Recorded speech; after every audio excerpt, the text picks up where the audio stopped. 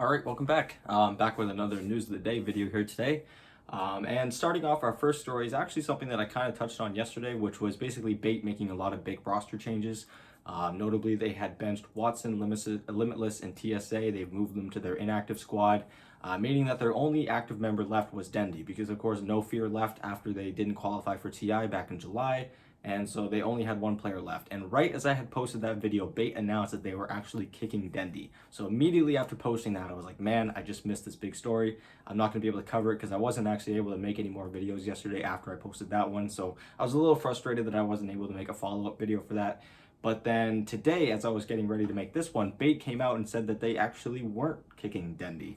And so an already confusing situation to begin with, given that Dendi was the owner of Bait and the one that founded the team and created the team was getting kicked from it, is now just not getting kicked from it. It's really a strange situation, but I'm going to try my best to kind of walk you guys through it and explain exactly how it is possible that Dendi can be getting kicked from his own team that he created.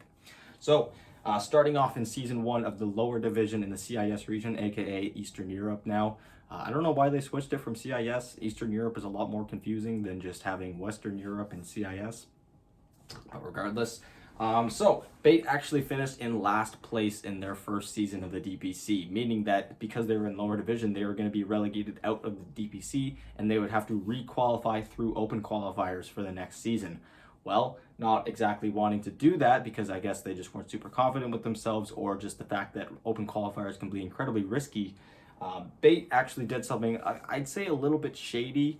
It's a little bit desperate, a little bit weird, but it ends up being why they're in such a tricky scenario here. So I've written it out. We can see that Bait finished in 8th place in their division. Well, the team that finished in 6th place, which I'm not even going to bother trying to pronounce, I would call them Team Unknown, but that is a team that actually already exists. There's a team called Team Unknown, but for the sake of this video, sake of simplicity, I'm just going to be calling them Team Unknown. So just a little bit of a preface there. So Team Unknown finishes 6th place, meaning that they're going to be staying in the lower division of the CIS region.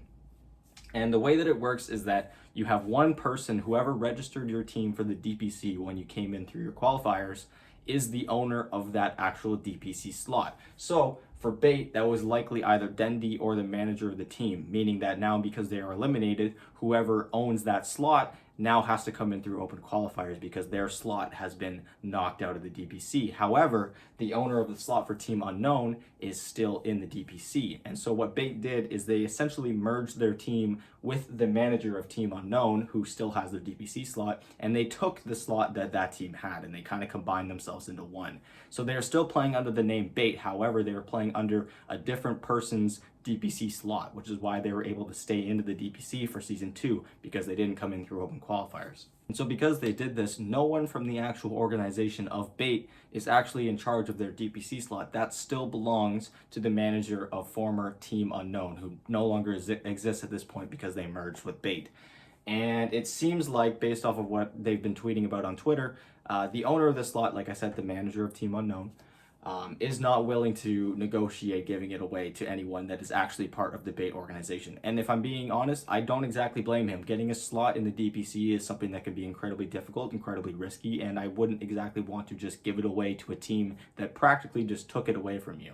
So yeah, I don't exactly blame them, but this is why the Bait is in such a tricky situation, because they are in the DPC, but they do not own their position in the DPC. They are pretty much purely being loaned it from the manager of the team, which is why he is able to have control pretty much over the entire roster and the organization as a whole, which is why we had the whole confusion about Dendi, because it's likely that that manager, the guy who owns a DPC slot, wanted to have Dendi removed. Therefore, the roster would be a clean slate and he'd be able to get his own roster that he would be more likely to succeed with, in his opinion.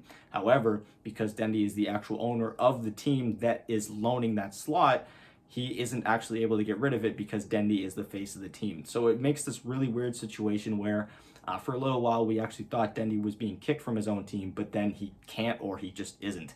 So yeah, Dendi is the only active member left on the team.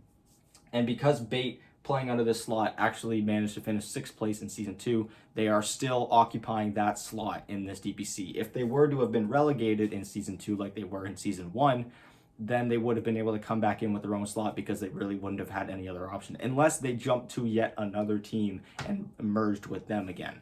So yeah, it's a really tricky situation. I'm sorry if it's at all confusing. I'm trying my best to walk through it a little bit, but basically, short story, Bait should have been eliminated, but then they took the DPC slot, or they were loaned the DPC slot from Team Unknown here, and the owner of that slot still owns it and is not part of the Bait organization, meaning that they have a lot of control over Bait's roster because he is the one that ultimately decides whether or not he wants Bait to play for them under his DPC slot.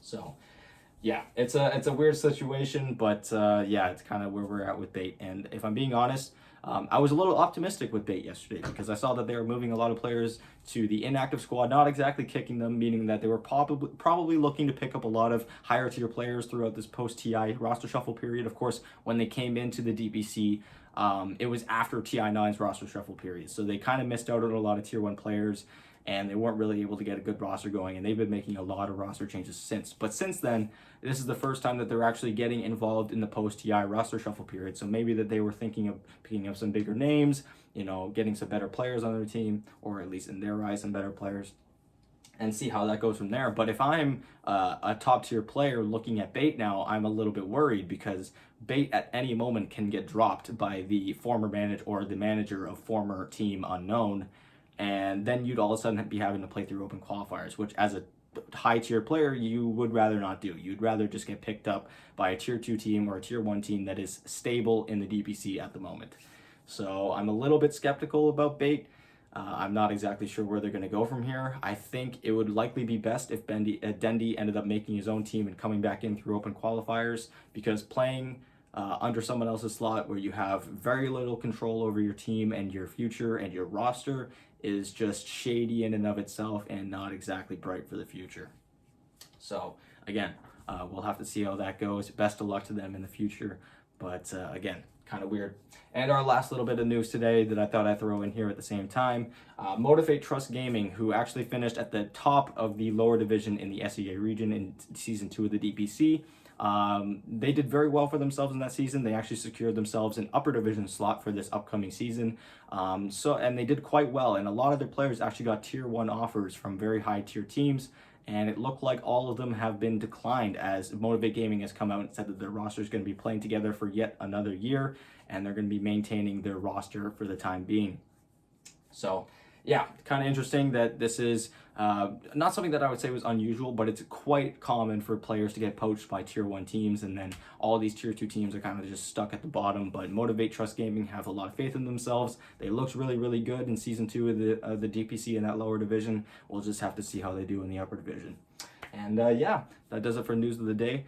Let me know what you guys think in the comment section down below. Of course, sources and links all in the description as per usual, as well as our Discord link.